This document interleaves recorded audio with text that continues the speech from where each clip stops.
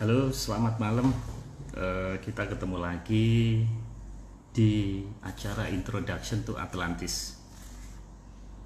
Sambil menunggu koneksi ke Mas Agung, perlu saya sampaikan di acara ini kita akan menyampaikan hanya maaf, 1 jam. Jadi tidak ada acara penampilan. Halo, halo, halo, Mas Agung. Ya, Pak. Halo, kedengeran Ya, Mas? jelas, jelas banget. Oke, oke Mas, makasih. Mas, kita waktu 1 jam, jadi kita tidak ada perpanjangan waktu seperti minggu lalu. Jadi kita Ya, waktunya pendek sekali. Nah, ini ada 3 pertanyaan yang masuk ke inbox kita. Yang pertama adalah, apakah Atlantis ini sejenis bahasa pemrograman? Nah, mungkin ini bingung dengan JavaScript ya. Kan ini kan di web developer itu kan ada HTML, CSS, JavaScript. Nah, ini saya jawab aja. Atlantis ini adalah 100% menyan ya.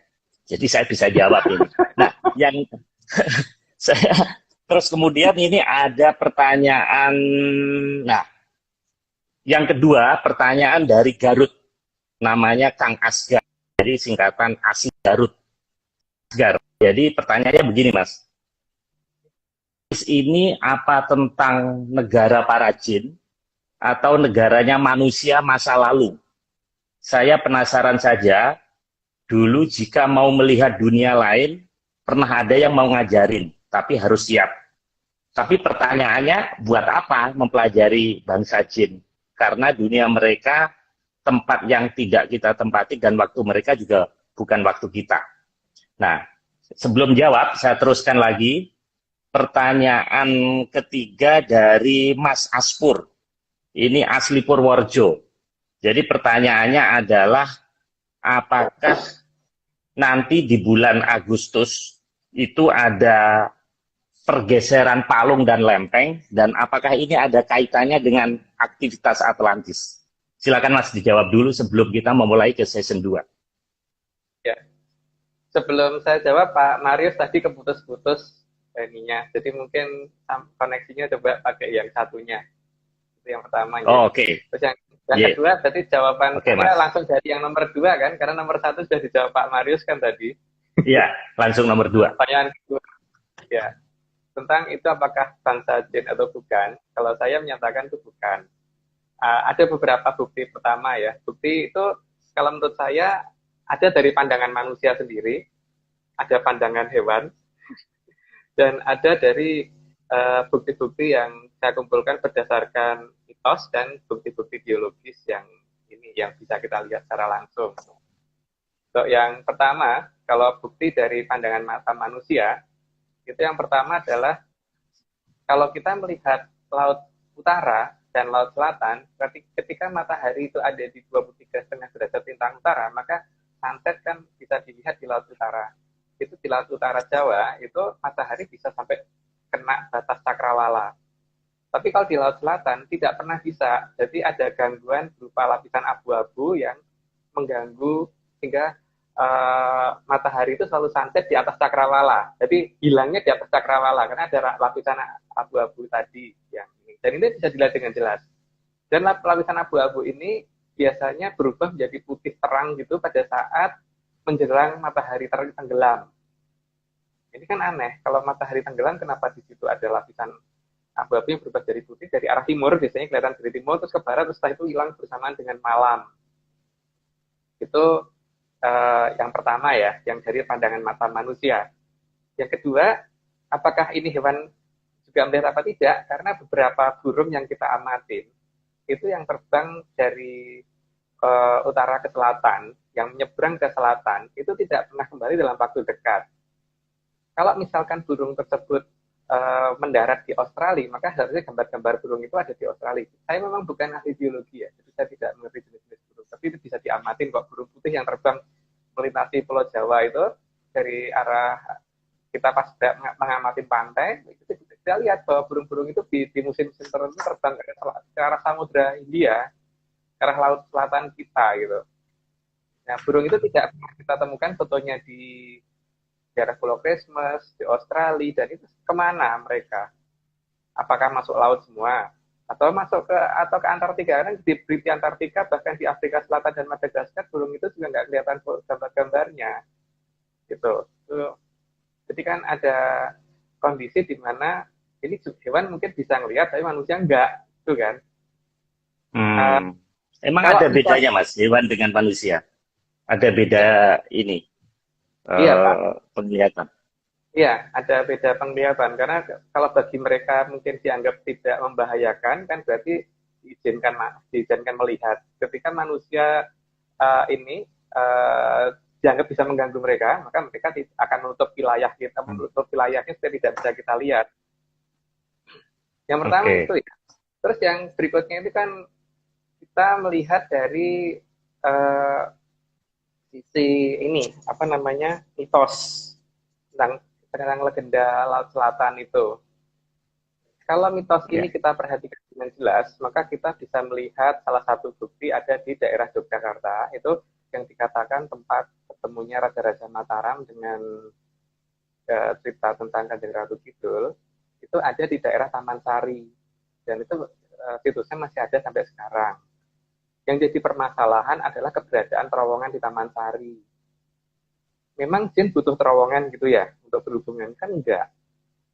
Setahu saya kalau jin itu mau datang ya datang aja gitu, tidak perlu harus butuh terowongan penghubung seperti itu gitu. Nah, terowongan ini masih ada di Taman Sari sampai sekarang, silakan dilihat itu di Jogja gitu ya. Itu hal yang kita kalau kita hubungkan dengan mitos. Oke. Terus kita melihat secara ini ya biologis sendiri, itu kan kalau misalkan seperti yang saya jelaskan minggu lalu ya, bahwa kalau kita punya satu ember isi air doang, sama satu ember isi tanah, batu, dan air. Anggap Hmm. aja Samudra Hindia itu cuman air doang. Di selatan Bali Hmm. itu ada benua Australia. Di benua Australia ini tentu saja ada lautannya, berarti ada airnya, dan ada batunya, ada tanahnya, dan ada tanamannya dan sebagainya gitu. Artinya kalau secara bobot seharusnya jelas lebih keberatan daerah yang bukan hanya air gitu kan. Karena di sini ada Hmm. masa batu, ada masa tanah dan sebagainya. Sehingga tegak kalau misalkan kita punya kasur yang atau punya papan karet yang lebar, kemudian yang satu ditekan dengan tekanan yang besar, yang satu ditekan dengan tekanan yang rendah, maka yang ditekan dengan tekanan yang besar itu daerah sekitarnya akan menghasilkan bentuk gunungan yang lebih besar daripada daerah yang ditekan dengan tekanan yang kecil gitu. Atau gini aja, paling gampang kita pakai kasur busa gitu, satu kita tekan yang kenceng, Hmm. di sisi lain kita tekan yang lebih rendah gitu. Jadi dengan tekanan yang lebih kecil, pasti gunungan yang terbentuk lebih kecil, dan di tekanan yang gede, gunungan yang di depannya sebetulnya lebih besar, karena efek keseimbangan kan demikian. Nah sekarang mari kita bandingkan antara Bali dan Jawa, karena di selatan Bali kan ada Australia, di selatan Jawa cuma Samudra Hindia. Nah, pertama, kita harusnya membandingkan tentang kedalaman laut. Seharusnya di kedalaman laut di selatan Bali itu akan lebih dangkal daripada kedalaman laut di selatan Jawa. Kondisinya terbalik kan, di selatan Bali itu justru lebih dalam daripada di selatan Jawa. Yang pertama. Yang kedua, pembentukan gunungnya. Gunung di Bali itu kelihatan dia lebih pendek daripada pegunungan yang ada di Jawa. Yang kedua.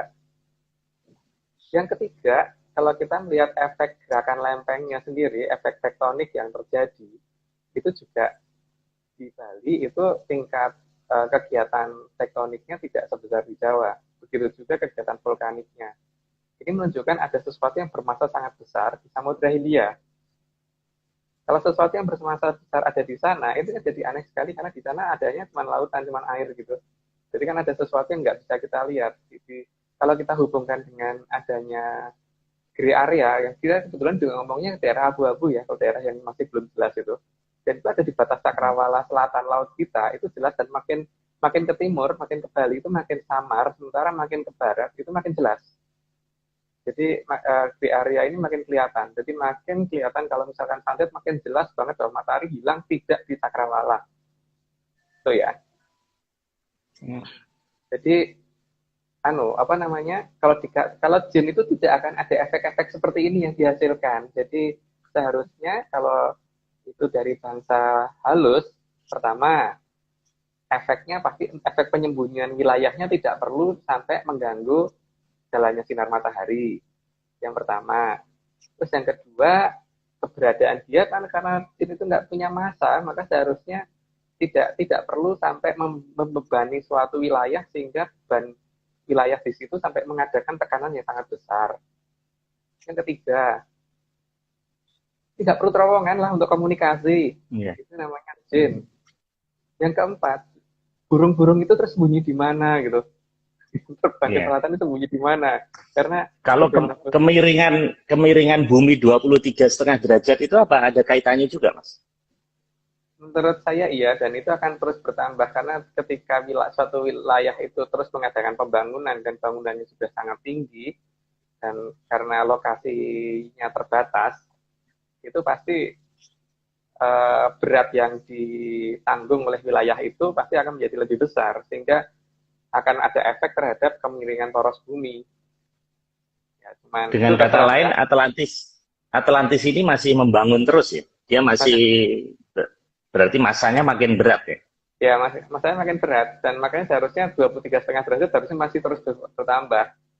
Dan kalau kita perhatikan dari beberapa ini ya, dari beberapa gelombang elektromagnetik yang dihasilkan itu di beberapa tempat yang pernah kita teliti seperti salah satunya Gunung Lelakon yang ada di Bandung itu kan bentuk gunung yang kita klaim sebagai piramid yang atasnya itu kelihatan banget dan cuma di radius 5 meter puncak itu ada sinyal sekitar 20 kHz kalau nggak salah itu saya lupa di sekitaran segitu ya itu ngelok wilayah itu dan sinyal itu bukan dari dalam gunung tapi dari atas. Kita mengetahui dari atas karena intensitas akan naik per sekitar 5 meter ya kalau kita ukur pakai drone yang kita terbangkan itu jelas menunjukkan bahwa intensitas gelombang yang ngelok gunung itu bukan dari gunungnya tapi dari luar tapi vertikal ke atas. Nah, tapi masalahnya ketika kita menghubungi teman-teman kita yang di Indosat, apakah ada sinyal itu yang mengganggu satelit kita? Itu mereka enggak merasa keganggu dengan ada sinyal segitu. Jadi kemungkinan sinyal ini entah belok dari arah sebelah mana gitu kan. Maka kemudian saya mencoba meneliti makin ke selatan. Makin ke selatan itu ternyata tidak sinyal itu tidak dari arah atas lagi, tapi agak miring.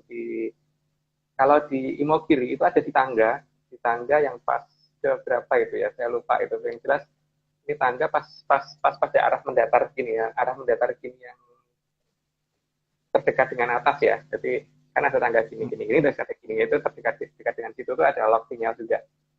Itu posisinya miring. Jadi sudah tidak di atas lagi tapi di situ, tapi memang tidak lebar. Nah, itu posisinya miring. Jadi arahnya kalau ini tidak tegak lurus ke atas tapi sudah mulai miring ke samping ke arah selatan. Begitu juga kalau kita makin ke selatan lagi itu dari arah samping sekali gitu dan kalau kita lihat dari beberapa wilayah yang kita perhatiin kan itu adanya dari selatan Jambe 7. Jambe 7 itu ada di dekat Adipala Cilacap ya. Nah, untuk berapa kilometernya itu masih belum bisa kita bicarakan ya. Itu cara mendeteksi sinyalnya gimana, Mas? Cara mendeteksi sinyal itu? Saya kebetulan waktu itu pada temen yang orang elektro dari Jogja yang membawa peralatan sendiri dan peralatan itu ada ininya ada sensornya dan sensor itu diarahkan sesuai dengan yang kalau sensor itu diarahkan satu titik yang tidak merupakan sumber sinyal maka akan tidak ada gelombang yang dimunculkan yang bisa kita lihat di osiloskop. Dan ketika itu tepat di arah yang benar, maka osiloskop akan menunjukkan sinyal yang bentuknya juga aneh. Sinyal bukan sinyal kontinu, tapi sinyal diskret. Sinyal gelombang terputus gitu, tapi itu rutin. Tapi sinyalnya memang bukan sinyal kontinu. Kalau kontinu kan nyambung terus gitu. Ini enggak, ini putus hilang, terus lagi hilang lagi gitu. Jadi Dan delay waktunya nggak jelas. Kadang-kadang delaynya cuma sebentar, kadang-kadang panjang, terus kadang-kadang sebentar. Tapi itu cuma di lokasi yang rata-rata cuma radius 5 meter ya, tidak lebih dari 5 meter. Itu artinya ada sesuatu yang mengawasi Pulau Jawa dari arah selatan kita. Tapi itu kalau Australia nggak mungkin. Karena kalau kita perhatikan kalau dari arah Australia, maka seharusnya sinyal itu ngarahnya bukan ke arah, jadi dari arah Jogja itu arahnya timur selatan. Bukan timur selatan, barat selatan. Barat selatan itu apa ya? Barat daya ya? Barat selatan, barat Nah, daya, ya. barat daya, ya. Tapi kalau dari arah Jambi 7 tepat di arah selatannya, dan kalau kita ukur dari arah pantai yang ada di daerah sekitar Cianjur itu agak ketimuran dikit. Jadi locknya bisa ketemu ya kira-kira di selatannya Jambi 7 itu daerah yang lock. Gitu. Dan itu yang anu ya. Jadi kayaknya jin tidak butuh gelombang elektromagnetik juga gitu. Dan jin masa bisa bikin miring bumi ya? Nggak mungkin ya. Apa ada masa jin ya? Mungkin harus tanya ahli jin ini ya. Apakah jin itu bisa membuat berat jadi miring? Tapi tadi menarik. Kalau ini kita bicara sinyal, bicara teknologi, harusnya Amerika tahu dong satelit. Mereka kan canggih. Nggak mungkin dong kalau dengan peralatan sederhana aja Mas Agung bisa deteksi. Masa alat-alat teknologi canggih di atas sana nggak mendeteksi ini, Mas? Kalau toh mereka mendeteksi mungkin diem ya Pak. Pertama itu. Tapi keberadaan peralatan yang dipakai untuk melihat ruang angkasa yang dipasang di sebelah barat Australia yang baru-baru ini dipasang oleh Amerika itu menunjukkan hal yang aneh kan Pak. Karena bisa dilihat di YouTube, Pak. Saya lupa nama alatnya apa, tapi itu dipakai untuk mengawasi, katanya mengawasi asteroid atau apa gitu ya, apa objek-objek yang membahayakan bumi gitu. Karena bagaimanapun juga di sini juga kalau kita lihat apakah mereka itu mempunyai teknologi sebesar apa, saya merasa bahwa mereka teknologi sudah sangat maju sekali, minimal bisa menutupi wilayah sampai nggak bisa kita lihat gitu. Tapi yang jelas, kadang-kadang mungkin tiap hari kita secara nggak sengaja mungkin melihat, tapi cuma kita nggak sadar ya. Misalkan kalau kita melihat suatu meteor, meteor itu kan terbakar pada posisi dia ketika melewati ionosfer. Ionosfer jarak dengan bumi itu, dengan permukaan bumi itu kalau nggak salah kan di atas 200 km ya, kalau nggak salah 400 km gitu, hampir sekitar segitu. Kalau dikatakan meteor itu hancur pada saat melewati ionosfer, karena kecil kemudian hancur nggak kelihatan, kita bisa perhitungkan ulang ya. Karena Einstein sudah membuat suatu rumusan bahwa E itu sama dengan mc kuadrat gitu. Artinya energi yang dikeluarkan suatu ledakan, suatu benda yang kemudian tiba-tiba menghilang, itu akan setara dengan massa kali kecepatan cahaya kuadrat, itu besar sekali. Sedangkan suatu benda yang kelihatan kecil pada jarak 400 km atau 200 km sekalipun kelihatan kecil, itu pasti bendanya besar. Karena kalau benda kecil dari jarak 200 km pasti nggak kelihatan. Bisa kita ukur secara trigonometri lah. Kalau benda kelihatan 1 mm aja, apa setengah milimeter dari jarak 200 km, itu pasti bendanya ukurannya tidak mungkin sebesar kapal tanker, pasti lebih besar dari kapal tanker kan Pak. Seharusnya kemungkinan besar benda tersebut berukuran antara sekitar 2-3 km. Benda sebesar 2-3 km kemudian menghilap dan lenyap begitu saja, itu berarti kan seharusnya ada efek kejut yang ditimbulkan karena ada efek ledakan, seharusnya begitu. Dan efek ledakan itu seharusnya menghasilkan efek gelombang kejut yang bisa diterima di permukaan bumi terdekat. Tapi ini nggak pernah ada itu meteor lewat, ada ledakan yang bisa dilihat cuman yang di Rusia, yang ada yang berapa tahun yang lalu itu yang karena dia sangat dekat, efek kejutnya yang bisa merasakan di Rusia. Tapi untuk banyak meteor yang lewat yang kita lihat itu hampir nggak pernah ada efek kejut yang bisa kita rasakan. Padahal kalau benda berukuran sekitar minimal 100 meter aja, itu kalau lenyap itu energi yang dihasilkan berapa besarnya. Apalagi kalau sampai kilometer. Nah, artinya apa? Ini pasti bukan meteor, tapi sesuatu yang masuk ke bumi itu kemungkinan pesawat. yang kemudian setelah masuk mereka bersembunyi ke wilayah yang tidak bisa kita jangkau, gitu kan? Hmm. Kalau kita mau bikin teori konspirasi tentang UFO ya, jadi Ya. itu bukan dari luar, itu justru di wilayah kita sendiri. Hmm. Nah, terus kalau tadi kan ini belum kalau kita hubungkan dengan pembentukan gunung selain di Pulau Jawa. Karena dengan tekanan yang lebih besar tadi, maka kita harusnya sekarang mulai memperhatikan pegunungan di Afrika dan Madagaskar. Itu kan pegunungannya adanya di sebelah timur yang mengarah ke Samudra Hindia. Kalau kita Ya. perhatikan di Australia, pegunungannya adanya di barat yang menghadap Samudra Hindia juga. Hmm. Artinya jelas Jadi kan, kalau berhadapan-hadapan ya. ada sesuatu yang bermasa besar itu di Samudra Hindia. Terus kita bisa lihat jalur-jalur pelayaran yang ada, jalur penerbangan yang ada itu, Pasifik, Atlantik, itu selebar apapun masih ada loh kapal lewat. Tapi Samudra Hindia itu nggak ada. Kapal yang lewat di tengah-tengah itu nggak ada. Yang ada itu kalau ke Australia melipir pinggiran Pulau Jawa, terus baru ke arah selatan. Hmm. Jadi ini benar-benar daerah yang sangat bersih. Daerah yang hampir dapat dikatakan steril. Ya orang Hmm. mungkin hanya takut karena di sana mungkin si level level air lautnya gelombangnya sangat tinggi gitu. Hmm.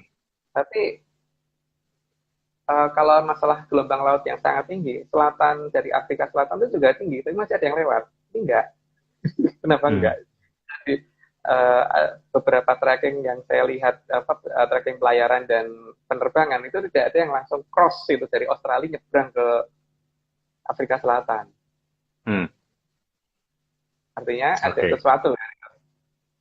Dan yang menurut saya agak aneh ya tadi yang burung tadi ya, mereka di musim tertentu Hmm. terbang ke selatan dan musim tertentu kembali dari arah selatan.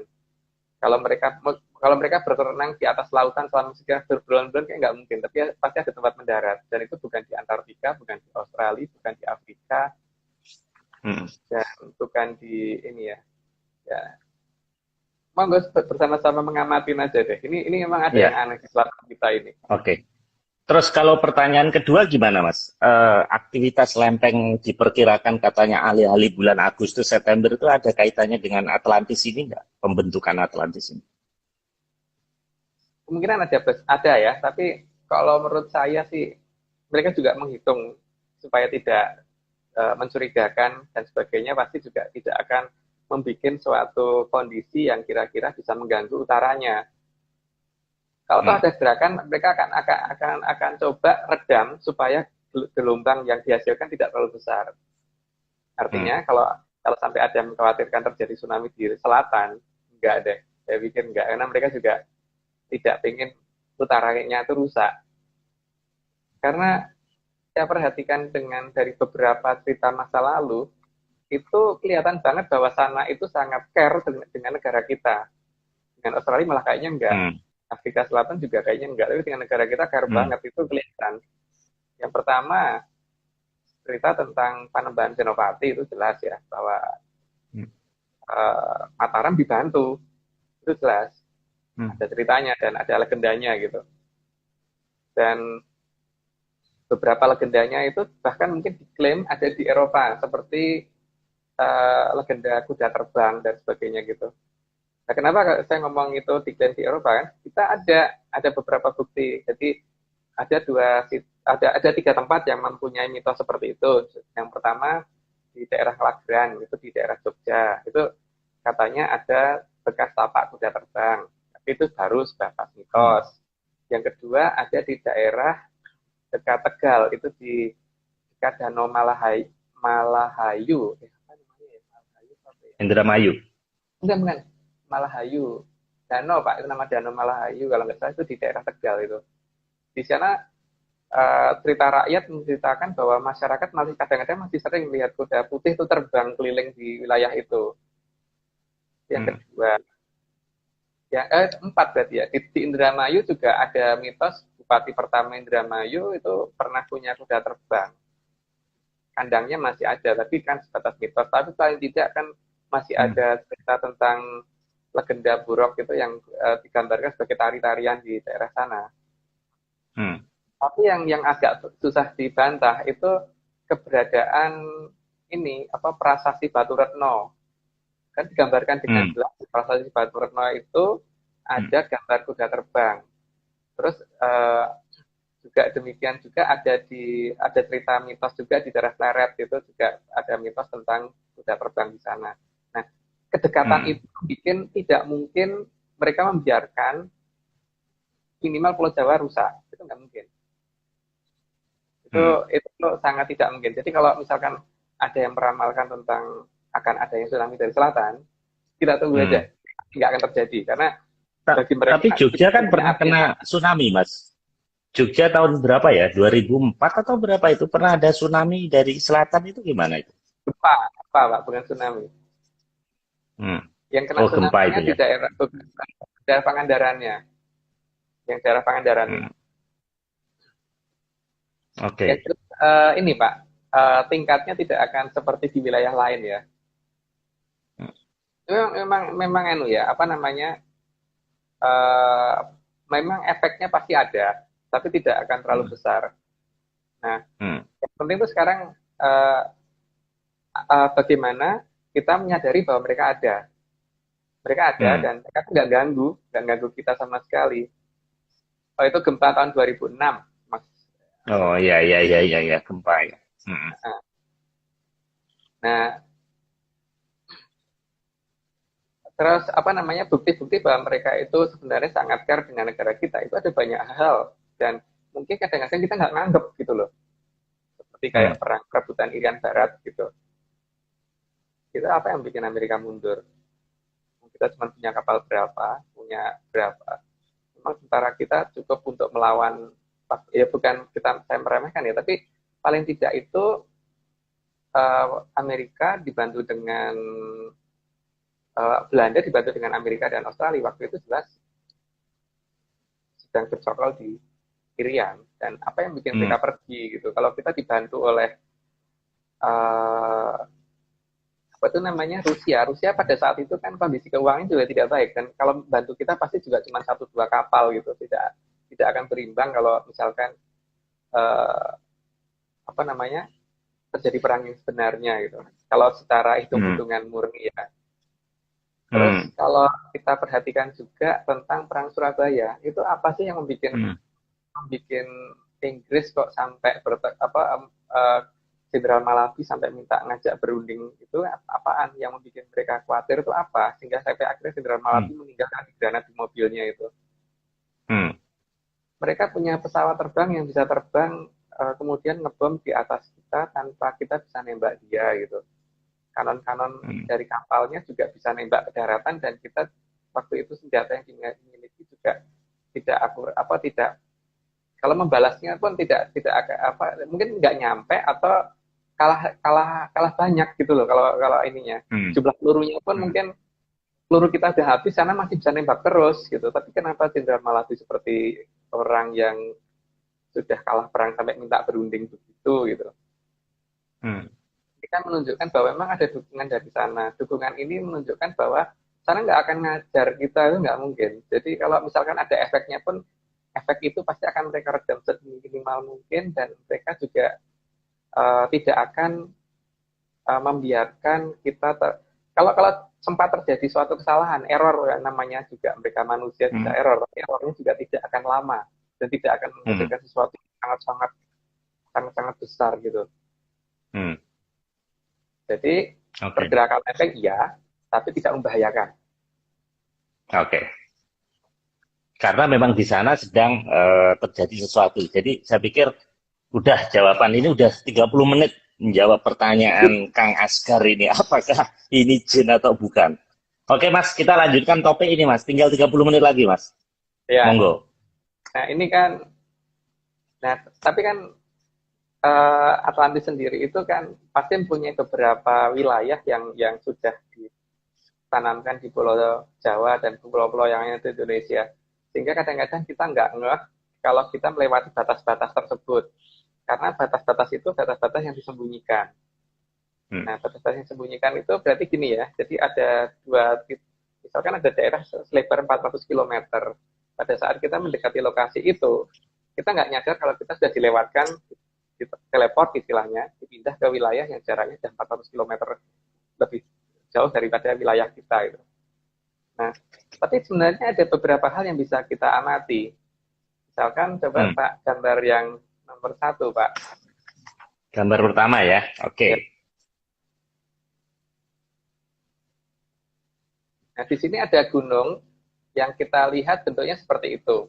Ini pada jarak yang masih cukup jauh. Maka seharusnya kalau kita lihat dari dekat, maka gunung ini harusnya kelihatan lebih besar dan seharusnya juga kelihatan ya lebih lebar dan lebih besar. Tapi ternyata enggak, dia membesar, mengecil, membesar, mengecil. Coba Pak, gambar berikutnya, dan berikutnya. Coba gambar kedua. Gambar nomor 2 ya. Nah, Ya. ini.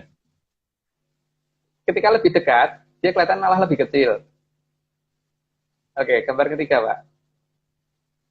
Gambar ketiga.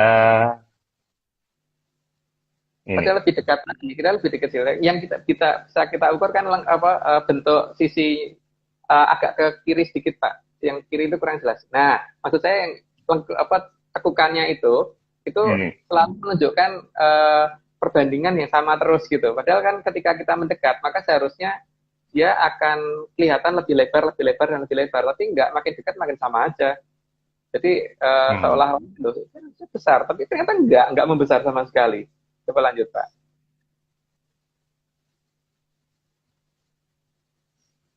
Ini, keempat. Nah, ini sekarang kalau kita melihat gambar Menara Saidah, kurang jelas Pak, agak mundur dikit. Jadi biar dua-duanya kelihatan. Nah, Menara Saidah kita lihat dari kilometer berapa sama kilometer berapa, Pak? Ada tulisannya itu. Yang jauh itu, yang ada di situ di kilometer... Kilometer 4, ini yang kiri. Ya, yang sebelah kanan kilometer berapa itu? Yang kanan ini dari arah flyover Tanjung Priok. Ya. Nah, ini bisa diamatin kok. Kalau misalkan Menara Saidah itu, kalau kita perhatiin, di dekatnya Menara Saidah itu banyak bangunan yang cukup tinggi-tinggi juga. Tapi kenapa dari kilometer 4, sebenarnya mulai kelihatan dari kilometer 7 ya. Di kilometer 7, itu cuma ada satu menara. Yang lainnya kemana gitu. Terus, kalau kita mendekat ke arah Menara Saidah tadi, akan kelihatan dia justru malah turun mengecil. Padahal kalau logikanya kan kalau kita melihat suatu benda atau melihat satu rumah, makin dekat kan kita harusnya sudut elevasi kita naik ke atas ya. Jadi kalau melihat tempatnya begini jadi gini gitu kan. Jadi makin jangan ke atas. Ini enggak, makin menghilang terus tiba-tiba muncul lagi setelah dekat gitu loh. Nah, ini saya curiga Menara Saidah yang kita lihat dari kejauhan itu tidak sama dengan Menara Saidah yang kita lihat dari dekat. Kalau kita perbandingkan pun bentuknya agak beda sih sebenarnya. Nah, begitu juga bangunan-bangunan seperti ini kadang-kadang bisa kelihatan dari ketinggian tertentu di Jakarta. Di Jakarta itu kalau dilihat dari lantai 36 ke atas itu banyak sebenarnya kalau kita teliti itu bangunan-bangunan yang kalau kita dekati nggak ada. Nah, seperti di daerah sekitar Cilengsi, saya kira cukup gambarnya, Pak. Cukup gambarnya. Jadi di sini ini sebenarnya tergantung seberapa jeli kita melihat apa yang ada di sekitar kita. Karena yang ada di sekitar kita itu sebenarnya banyak hal yang kadang-kadang nggak wajar. Misalnya gini ya, ketika kita melihat gunung ada di sebelah kiri kita, terus kemudian kita berbelok ke kiri. Jadi ini misalnya ini gunung ya, dan ini kita berjalan ke sana, ini di kiri kita. Terus kita berbelok ke kiri. Logikanya gunungnya ada di kiri kan? Ini gunung enggak, Pak. Begitu kita belok, itu gunungnya di kanan. Itu bisa dilihat di daerah, kalau nggak salah kilometer 13 ya, kalau kita mengamati Gunung Merapi itu. Atau juga dilihat di daerah Tanjung Rasa. Jadi sebelum kita lihat jembatan, di sebelah kiri ada gunung yang katanya Sanggabuana itu. Kita lurus sampai nyebrang jembatan, pada saat setelah selesai jembatan ada jalan belok kiri. Pada saat di jembatan, gunung itu ada di kiri belakang kita. Pada saat kita berbelok ke kiri, maka seharusnya gunung itu ada di kiri kita. Atau kiri agak depan, atau kiri agak gimana. Pokoknya jelas pasti di kiri. Tapi begitu belok ke kiri, nanti gunungnya ada di kanan depan. Di mana ini, Mas? Di mana ini? Di dekat daerah Tanjung Rasa itu kalau arahnya kalau dari arah Cibubur ke timur ke arah Cariu, Pak. Ke arah Oh. Cariu. Tapi terus ke timur eh, ke arah inilah apa namanya yang jalan yang tembusan ke arah Cianjur itu loh. Yang Jonggol masih ke Hmm. timur lagi itu. Jadi jelas ini kalau kalau misalkan kita teliti ya akan jadi kelihatan aneh, tapi kan kadang-kadang kita mengabaikan hal-hal seperti ini kan. Nah, hal seperti Hmm. ini sebenarnya banyak banget, tapi kemudian kadang-kadang supaya logika kita berhenti, maka kita menyatakan bahwa ini hantu, ini Hmm. jin atau sebagainya gitu. Contohnya seperti kasus bis yang masuk hutan di Pahala Kencana yang masuk hutan di Grobogan gitu kan. Logika Di pencariannya Blora, hanya ya. sebatas itu aja gitu. Nah, sekarang gini ya, kadang-kadang ada orang yang mempertanyakan ke kita, memang kita nggak akan menjelaskan secara detail ya, karena di sini memang ada beberapa hal yang harus kita rahasiakan. Tapi gini, kalau kita melihat suatu mobil dalam kondisi berhenti, maka kita bisa Hmm. melihat lecet-lecetnya mobil tersebut dan bagian-bagian yang tidak rata di mobil itu dengan jelas kan. Tapi kalau Hmm. ketika mobil tadi berjalan dengan kecepatan 30 km per jam gitu, seolah-olah mobil itu Hmm. kelihatan mulus kalau kita lihat. Hmm. Kita baru bisa melihat mobil itu seperti itu lagi jika kita berjalan dengan kecepatan yang sama, ya kan? Hmm. Begitu juga kalau kita misalkan lihat kipas angin pada kondisi mati, maka baling-balingnya akan menutupin belakang dinding belakang kita. Tapi ketika kipas angin kita nyalakan, terus jadilah baling-baling jadi kelihatan kayak transparan gitu. Semakin kenceng, makin kayak hilang baling-balingnya. Nah, apakah Hmm. baling-balingnya itu jin? Kan juga bukan toh. Apakah Hmm. kaca-kaca di mobil tadi juga jinnya? Bukan. Tapi tergantung kemampuan mata kita melihat bagaimana gitu. Cuman Hmm. kalau sesuatu yang bukan jin itu kayak seperti baling-baling kipas angin tadi masih mengganggu, menutupin belakangnya masih masih masih transparan, jadi masih masih ada Hmm. unsur penutupan. Tapi kalau jin Hmm. benar-benar nggak akan nutupin, gitu Hmm. kan? Hal ini kan sesuai dengan ini ya, apa kemampuan manusia melihat. Jadi rata-rata kan pandangan manusia itu melihat sekitar 50 gambar per detik. Artinya Hmm. apa? Jadi kalau kalau orang normal itu melihat gambar 50 gambar per detik. Nah, kalau orang dalam dalam beberapa kondisi, misalkan dalam kondisi ketakutan, itu akan merasakan waktu berjalan lebih lama. Kalau orang merasakan waktu berjalan lebih lama, maka sesuatu hal yang uh, jumlah gambar per detik yang dia terima juga pasti akan lebih banyak daripada orang yang dalam kondisi santai. Karena apa? Kalau dia merasakan waktu itu lama banget, berarti kan jumlah gambar per second yang dia terima lebih banyak. Akibatnya kan sesuatu hal yang tidak sempat terlihat orang lain Hmm. terlihat oleh dia. Itu untuk anu ya, yang yang apa namanya kalau orang ketakutan. Tapi Hmm. kan kondisi itu juga terbangun ketika kita sedang sakit, misalkan lagi sakit terus dirawat di rumah sakit gitu, pengen pulang, karena pengen pulang Hmm. akhirnya merasa kok nggak kok mungkin tinggal tinggal tinggal 1 hari lagi, tapi 1 hari lagi itu tidak akan secepat pada saat kalau kita tuh lagi seneng gitu. Jadi kalau Hmm. misalkan lagi nonton film sama pacarnya atau gimana itu 1 jam terasa cepat Hmm. sekali kan. Tapi kalau Hmm. misalkan kita sedang dalam kondisi sakit menunggu 1 hari itu Hmm. rasanya lama bener. Nah pada kondisi seperti itu juga hal-hal yang seharusnya ketika waktu ini berjalan melebar dalam bahasa fisikanya terjadi dilatasi waktu itu Hmm. membuat jumlah gambar per detik yang kita terima lebih banyak sehingga akhirnya kita bisa melihat sesuatu yang tidak bisa kita lihat, yang tidak bisa dilihat orang Hmm. normal lah gitu.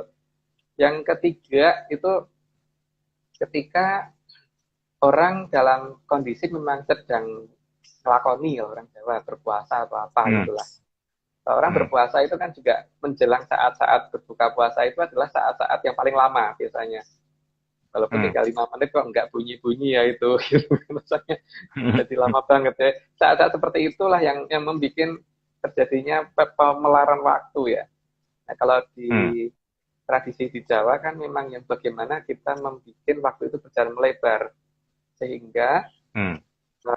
ketika sesuatu hal yang tidak sempat terlihat orang lain maka bisa kita lihat.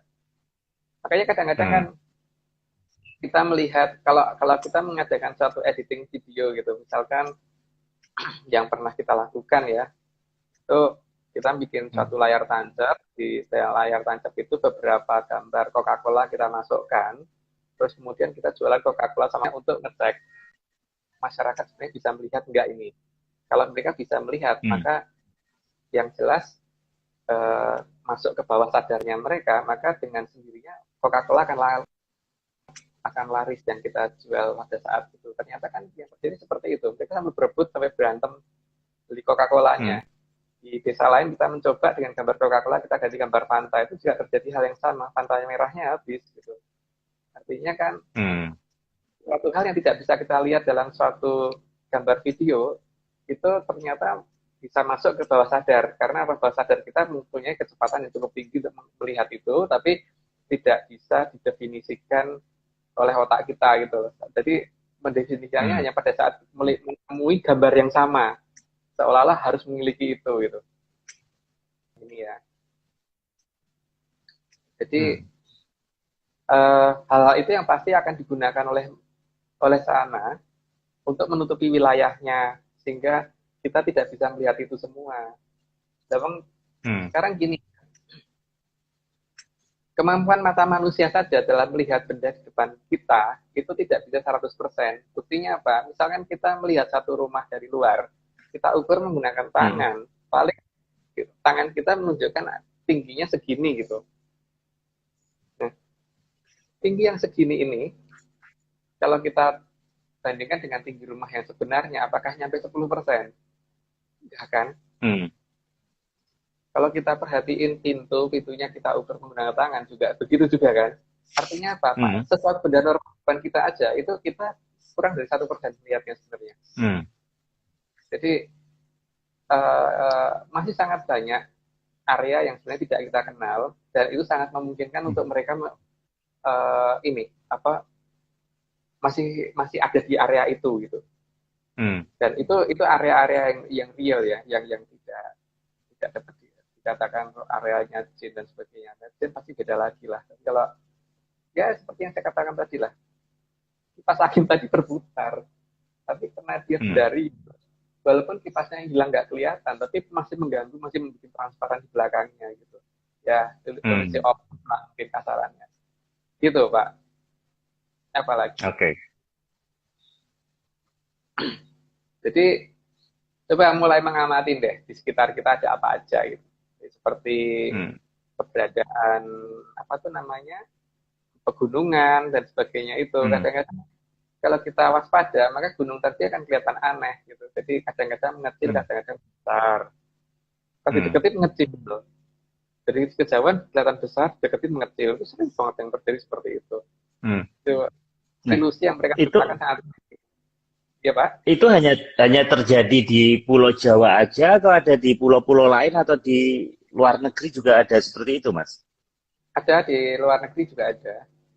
Cuman pusat saya yakin di sini karena efek dari yang mereka timbulkan, efek biologis yang mereka timbulkan terbesar ada di wilayah Pulau Jawa dan sekitarnya itu yang di Pulau Jawa, Australia dan sekitarnya tadi.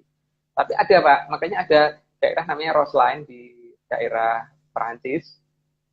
Terus kemudian ada legenda tentang peniup suling Hamelin itu yang di daerah Jerman. Katakan hilangnya beberapa si peniup suling beserta tikus-tikus yang dia bawa pergi itu. Itu juga sebenarnya layak diteliti. Terus ya ada kabar sih dari beberapa teman ya paling tidak kita bisa mengamatin lah yang sudah sangat terkenal itu seperti segitiga Bermuda itu kan juga wilayah-wilayah seperti itu ya. Cuman kan yang kalau kita perhatikan lebih jelas lagi kalau misalkan kita ke berbagai wilayah itu ada cerita tentang Raffles waktu menemukan waktu pertama kali ke Singapura itu dia menyatakan bahwa ada suatu wilayah yang besar dan wilayah itu kemudian hilang gitu. Dan wilayah yang hilang ini ada di Singapura dan kadang-kadang kalau kita terbang itu kelihatan ada daerah yang aneh di sebelah timur Changi kalau nggak salah ya. Waktu mendarat kadang-kadang kelihatan ada yang aneh. Tapi itu jarang banget sih kelihatan. Tapi ya kalau pas beruntung mungkin bisa melihat itu. Oh iya, waktu pas saya lewat di daerah dekat Sodong, di daerah timur Jonggol ya, jadi Hmm. Sodong, desa dekat dari desa Sodong itu, kadang-kadang secara nggak sadar itu kalau misalkan kita benar-benar ngamatin HP kita, kadang-kadang HP kita yang tadinya Telkomsel itu bisa berubah. Itu ada teman yang sudah laporan ke saya, waktu itu dia di sana tiba-tiba HP-nya berubah dari T-Cell, Telkomsel, berubah menjadi Singtel. Terus Hmm. malah Malaysian Telkom. Itu kan Oh, Malaysia juga masuk di ya, situ. artinya di situ ada pusat pengawasan yang dilakukan oleh sesuatu yang kita tidak tahu terhadap seluler luar negeri kan. Tapi itu ada di wilayah Hmm. kita dan itu mungkin bocor di situ. Di wilayah itu bocor. Hmm. Daerah situ tuh sebelah barat tertutup perbukitan yang cukup tinggi, Hmm. tapi anehnya semua stasiun radio dari Jakarta itu keterima dengan baik, walaupun di sebelah barat seperti di tempat saya ini, daerah dekat Hmm. Cibubur ini, itu beberapa Hmm. stasiun radio radio itu kalau kita dengarkan kadang-kadang suaranya sudah jelek banget gitu, tapi di sana jelas, padahal di sana malah tutup bukit Hmm. gitu. Bahkan dari Bandung dan sebagainya jelas banget. Ada wilayah itu, tapi saya lupa dekat Sodong yang jelas itu. Nah, makanya Hmm. kapan-kapan Mario ke sini, tak tunjukin ada suatu bukit yang kalau kita deketin, bukitnya berubah. Hmm. Wah, berubah Jelas, jadi apa, Mas? ekstrem. Ja- Jadi bukit itu bentuknya tajam begini. Kalau kita Ah. deketin, ini sisi sebelah sininya berubah gini. Terus beda. Wah, waduh, ngeri Kapan? amat. Makanya kapan ke sini? Kita tunjukin. Banyak yang aneh. Terus Wah. ada bukit yang bentuknya tajam banget gitu. Kalau kita deketin nggak ada. Hmm. Ada dari pinggir jalan jelas banget kelihatan, tapi kalau kita deketin nggak ada. Ini Makanya, tapi gambar kelima bukan ini?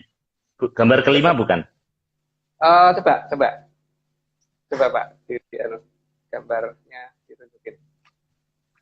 Oh, Ini semuanya bukan? Pak. Nah, itu, ya, itu gambar yang paling kiri, itu dari kiri atas, itu dari kejauhan, terus ke bawah, terus ke kanan, kanan bawah, ya itu gambar yang dari kejauhan seperti itu.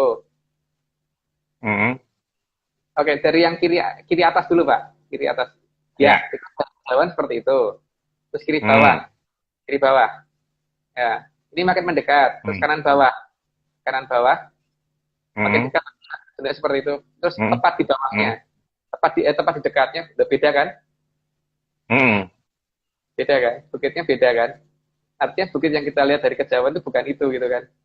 Bukit-bukit yang kita lihat. Ya gambar kelima lupa tadi Apa saya ngomong. bukan karena sisinya beda, Mas? Bukan. Sisi Ya, penglihatannya dari arah yang beda. kalau di sisi penelitian dari arah yang beda, itu seharusnya tidak seperti itu ekstrim banget, Pak. Ini terlalu itu terlalu tajam dan Hmm. sangat nggak mungkin didaki kan itu. Hmm. Saya udah pernah sampai puncaknya, tapi yang gunung yang kanan itu. Tapi nanti bisa kelihatan kok itu kayaknya lain. Karena nanti akan kelihatan juga pada saat kita dekati tidak setinggi dari yang kita lihat dari kejauhan. Tapi yang jelas itu Hmm. ada bukit juga yang kalau kita lihat dari jalan itu kelihatan jelas banget, tapi kalau kita deketin nggak ada. Itu kan aneh. Hmm. Ada juga yang seperti itu ya. Ada, ada. Makanya kapan ke sini? Ayo kita Wah, jalan-jalan. seru nih. Bapak kamera yang ini Pak, yang high res kalau perlu, jangan kamera HP. Kalau pakai kamera HP ntar Hmm. kuatirnya kurang jelas gambarnya. Tapi penduduk sekitar situ tahu nggak, Mas? Atau nggak merhatiin? Nggak merhatiin. Orang nggak merhatiin ya? Iya, Karena ya karena karena macet sih ya. Jadi yang diperhatikan ya jalannya, nggak mungkin kan kita iya, merhatiin itu. Biasanya orang tuh hanya terpaku ke jalan, nggak iya, pernah lihat iya, dari tidak jauh ya. tidak itu memang biasanya, dan di daerah seperti itu biasanya jalannya tidak pernah terlalu bagus ya. Jadi agak Hmm. bergelombang lah, agak ada inilah gitu. Jadi orang cenderung untuk tidak memperhatikan wilayah itu gitu. Hmm. Di Jogja sendiri itu juga ada wilayah yang seperti itu. Jadi bukit yang kalau kita lihat dari kejauhan itu kadang-kadang nggak kelihatan, tapi kita bergeser beberapa langkah baru kelihatan. Kita geser lagi, Hmm. 1, 2, 3 langkah itu bisa hilang gitu. Begitu nggak kelihatan. Ada yang seperti itu. Di dekat melipar itu. Dekat melipar. Hmm. Dan tentunya beberapa teman mencoba setelah kita nyampe ke bukit itu ngelak GPS terus saya suruh menjauh mendatangi tempat itu lagi selalu nyasar ke bukit sebelahnya. Bukit itu kadang bisa dilihat ya kadang enggak. Udah bukit itu gede banget dan lucunya kalau kita tanyakan ke penduduk nggak tahu namanya bukit itu apa. Udah kan nama bukit harusnya tahu ya. Bukit Hmm. Bukit Duko tadi tidak tahu, bukit nggak tahu. Hmm. Nah, di situ ada sinyal aneh juga, Mas, untuk Iya, mendeteksi sinyal. iya, Hmm. ada banget kalau itu. Kayaknya Hmm. memang ini sih, memang yang terbaik itu lihat lapangan sih. Karena di sini ini kan Hmm. kalau berdebat tentang itu ya apa enggak, lebih ke lapangan lihat sendiri. Jadi kalau udah lihat ke lapangan kan nanti Hmm. akan sadar. Kalau di daerah-daerah pedesaan ya, ciri-ciri Hmm. utama daerah pedesaan yang seperti itu daerah pedesaan yang biasanya itu mempunyai nama-nama yang aneh gitu. Misalkan kayak di daerah timurnya Cibubur ini ada daerah namanya Loji. Loji itu dalam bahasa Jawa kuno itu artinya rumah besar. Tapi di situ sawah. Hmm. Nah, terus Hmm. tapi kadang-kadang ketika matahari mau tenggelam itu kan kalau matahari terbit dari arah timurnya itu kelihatan kadang-kadang bayangannya seperti kayak nutupin bayangan gedung-gedung gitu. Tapi cuma beberapa menit itu. Setelah itu normal lagi biasa gitu loh. Tapi gedungnya Hmm. nggak ada, tapi bayangannya kelihatan. Terus Hmm. ada daerah namanya Kuto Kelambu gitu. Lucu Pak. Nama-nama wilayah-wilayahnya itu juga mendukung untuk terjadinya seperti itu gitu. Hmm. Jadi, ya kalau saya ngeklaim bahwa Atlantis di sini, memang saya menemukan beberapa bukti yang mungkin selama ini tidak teramati oleh orang karena memang biasanya menganggap itu alami gitu kan. Hmm. Mungkin menurut saya tidak alami kalau bukit ada di kiri belakang, kemudian kita berbelok kiri tiba-tiba ada di kanan itu kan nggak alami, Hmm. kita lari ke Yeah. kanan sendiri. Yeah. Mas, jadi Atlantis itu di laut atau di darat sebenarnya? Jadi posisi pusatnya di sana, tapi mereka punya Hmm. pos-pos di sini juga gitu loh. Karena Oh. karena kan mereka ada kepentingan terhadap negara ini yang saya nggak tahu itu kepentingannya apa, tapi yang jelas kalau melihat Hmm. dari cerita masa lalu sampai sebegitunya membantu Panembahan Senopati, jelas itu ada kepentingan yang sedang mereka laksanakan. Cuman kita belum tahu Hmm. itu apa. Cuman ya itu tadi mereka selalu menggeser supaya asumsinya adalah ini gaib gitu loh. Cuman Hmm. tadi seperti yang saya ceritakan, kalau ini gaib atau jin, pasti tidak ada efek-efek ini gitu kan.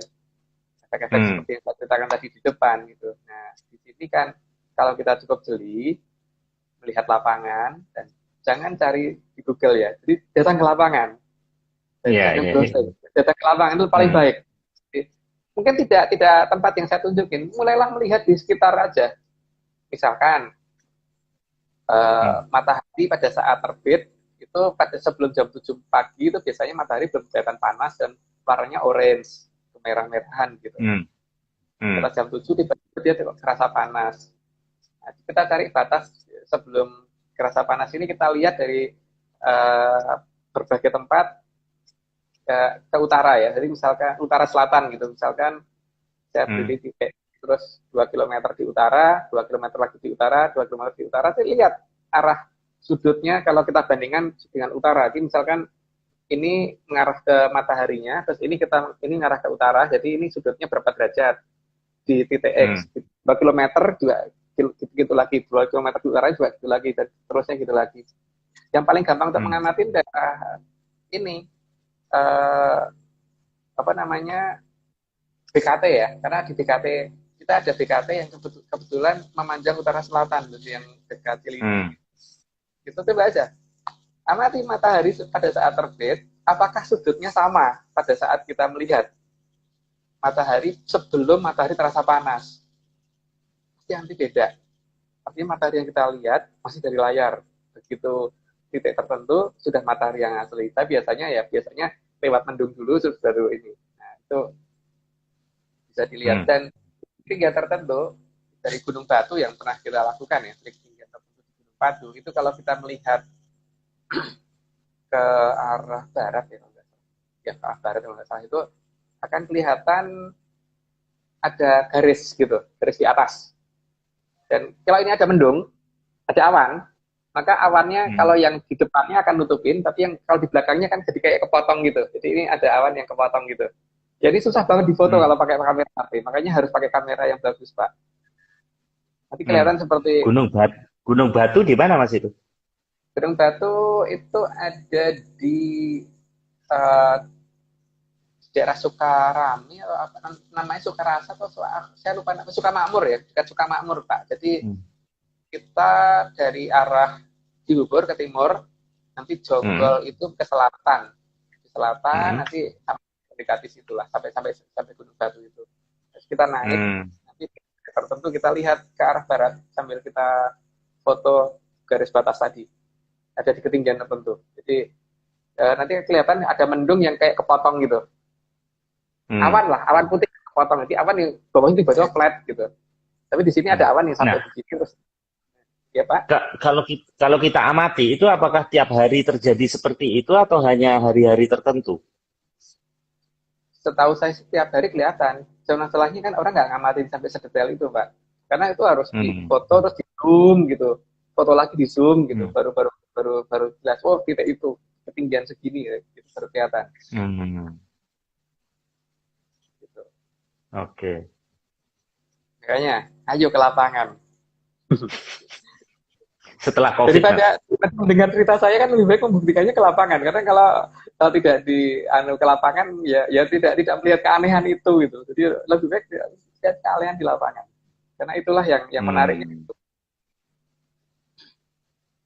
Oke. Gitu. Ini masih berapa menit, Pak? Tinggal 3 menit. Oh, tinggal 3 menit. Nggak apa-apa, keputus nggak apa-apa. Keputus nggak apa ya? Ya udah. Nggak apa-apa lah, terus aja. Ini itu yang bisa kita lihat di lapangan seperti itu ya.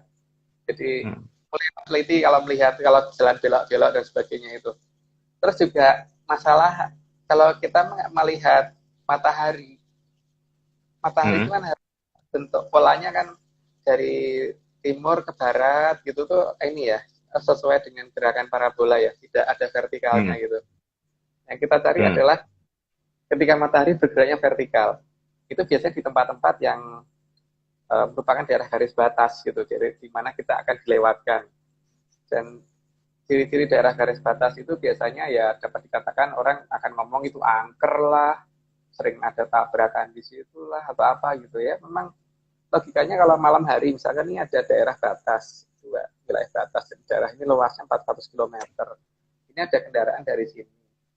Terus ini dilempar ke wilayah sini. Yang kendaraan dari arah sisinya tentu saja kan kaget pasti. Ya, lokasi-lokasi seperti itu yang sering ada kecelakaan.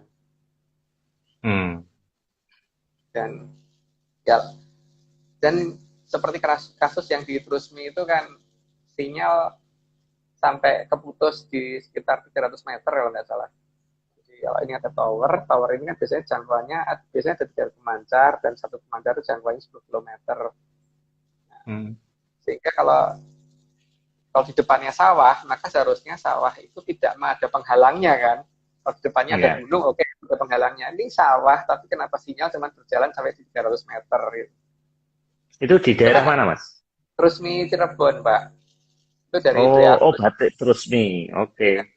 Agus kan waktu itu sedang masalah pembangunan BTS itu loh, tower-tower seluler. Jadi logikanya kan begini ya, ketika ini ada garis batas, ini ada sinyal sampai sini, sinyal ini masuk ke wilayah mereka, tapi wilayah mereka kan lebarnya 400 kilo. Nah, kita kan nggak bisa lihat lokasi ini, artinya kita ini dan ininya kan. Nah, di sini sinyal nggak akan ada. Kenapa? Karena ini jaraknya 400 km, sedangkan pengcoveran itu 10 km kan. Karena pengcoveran ini cuma 10 km, jadi ketika sinyal itu masuk di jarak 300 meter, yang di daerah sini masuk, tapi kan nggak sampai lolos sebelah sana gitu. Itu banyak terjadi di banyak daerah. Begitu juga kalau kita mengadakan uji geolistrik, maka daerah tersebut akan kelihatan ada bentuk yang aneh itu. Jadi polanya nggak nyambung. Nah, terus secara gampangnya dikatakan daerah itu patahan. Terserah, tapi kan harusnya kita mengeceknya tidak cuma dari uji geologinya ya, setelah itu kita uji dengan menggunakan gelombang elektromagnetik tadi gitu, seperti HT dan sebagainya.